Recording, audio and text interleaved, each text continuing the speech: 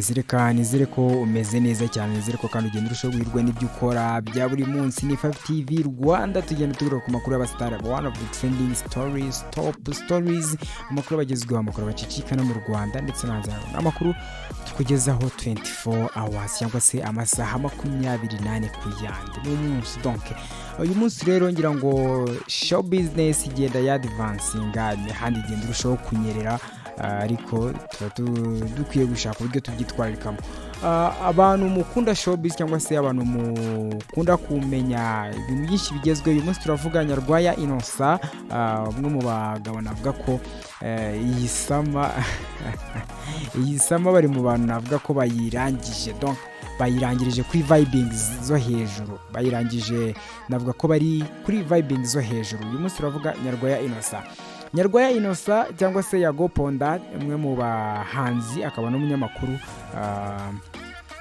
wagize gutya atereka mbe nambutse umupaka kubera ko abantu bandembeje, mbanze ngiye gufata akaruhuko, mbanze ngiye kugira ibindi bintu nkurikirana, ndetse akanavuga ko ahunze agatsiko.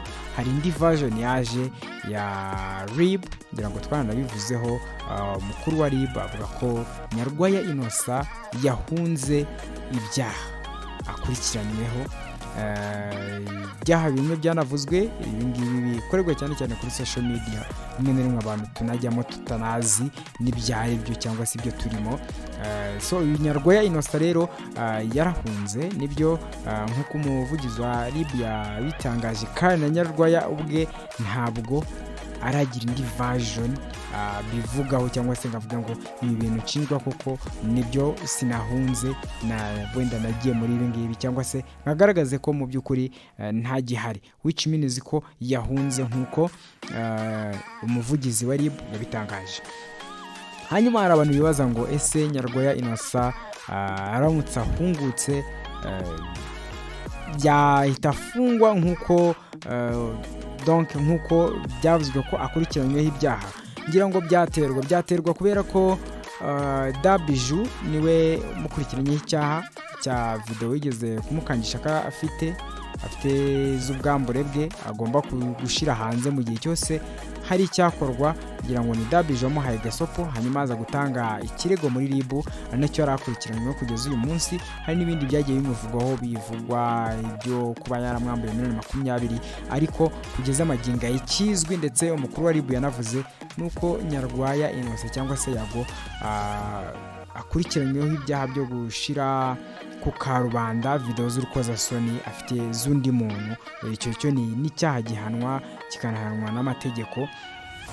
So donc kuba Nyarwaya Innocent cyangwa se Yago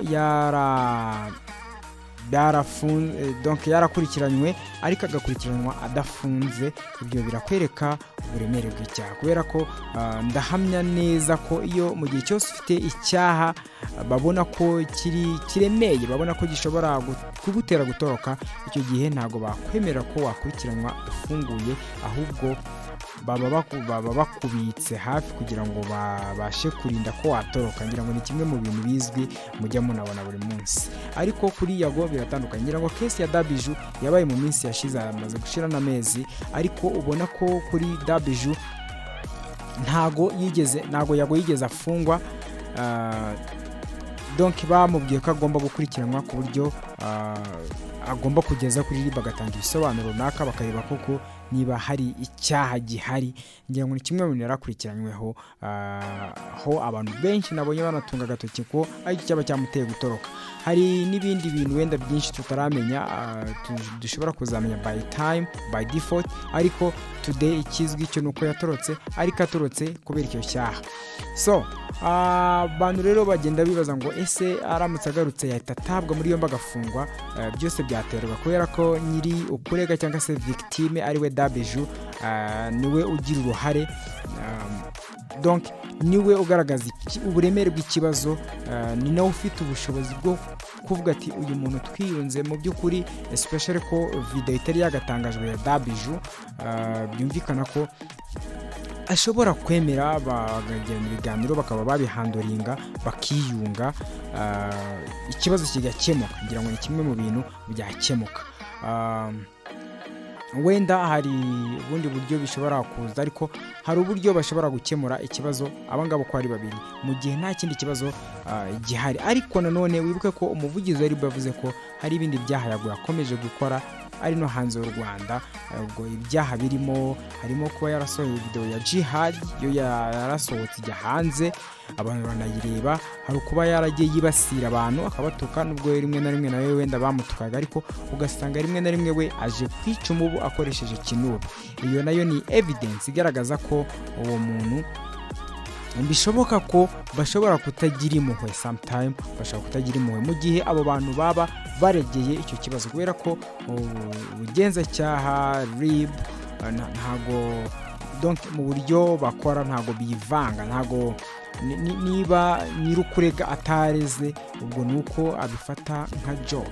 So mu gihe rero jihad cyangwa Irene cyangwa se abandi bantu batarega, which it means ko atakurikiranyweho ibi byaha, ndetse ashobora kuba yanakiyunga nawe mu bundi buryo. Ikintu cya mbere amategeko afavoriza ni ubwiyunge.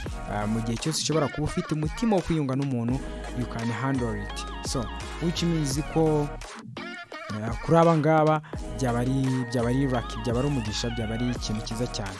So ngira ngo wenda tukiri kuri Yago, nahoze mbona na postinga navuga ati big energy kagatsiko nanone Bitseri yagarutseho. Nabuza n'abantu gukomeza kwegegeza umuriro, nako nabonye arakagarutseho Bitseri, ndetse anavuga ko ari agatsiko gahari, kubera ko muri politiki y'u Rwanda cyangwa se mu mategeko y'u Rwanda n'ibindi ntago utuntu tw'udutsiko donc usibye no mu mategeko y'u Rwanda, even no mu buzima busanzwe kugira udutsiko runaka it is not fair. Ntago ari ikintu cyiza, ntago ari ikintu kiri fair, ntago ari kubanira abantu. Ngira ngo wenda yashinze big energy nawe ubwe abitaba, donc avuga ko bafite andi matsinda bahuriyemo, wenda nawe donc ngo ntacyo bitwaye mu gihe cyose big energy yakora neza, ariko mu gihe yakora nabi byagira ingaruka kuri Yago Pondati, kubera ko ni nkawe fondateri, spirit ya big energy niwe fondateri wayo. So ni kimwe mu bintu navuga ko bishobora gutuma agira ife mu gihe cyose yaba akiri muri this team. So ni kimwe rero mu bintu navuga ko hari uburyo dukwiye kwiga gukoresha social media platforms kugira ngo tutaza kurushaho kwisenya mu mwanya wo kwiyubaka. Ni Fyve-tvrwanda tugenda tugaruka kuri byinshi cyane. One of the trending story ngo Jables.